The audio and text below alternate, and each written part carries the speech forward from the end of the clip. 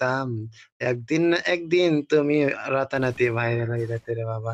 একটি ভাই দেখছেন গুটিয়ে হাঁটি হাঁটি পা পা করে আমার গল্প শোনার জন্য এসেছেন, সে আবার পিছনে যে খাড়া হয়ে কথা শুনতেছিল বাবা। তার কাহিনীটা দেখলে আমার হাসি চলে আসছে যে বাবা।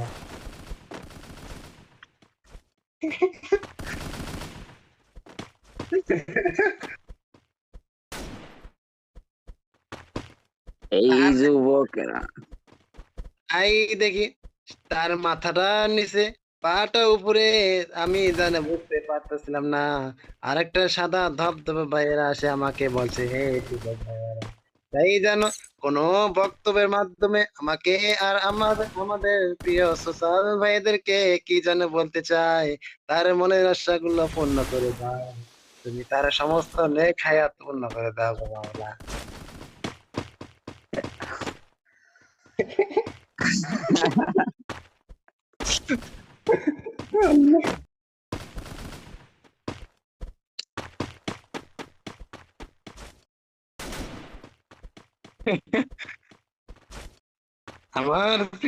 আমার প্রিয় ভাই, গলার ভিতরে সংশয় আর হচ্ছে গলাটা ভেঙে গেছে রে বাবা। চিল্লাতে চিল্লাতে চিল্লাতে আর চিল্লাতে মন চায় না রে বাবা।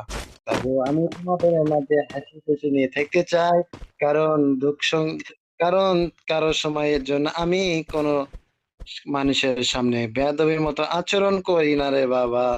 তোমরা আমাকে একটি বার ফলো করে দেখো, আর আমার ইউটিউব চ্যানেলটাকে একটু সাবস্ক্রাইব করে আসো রে বাবা।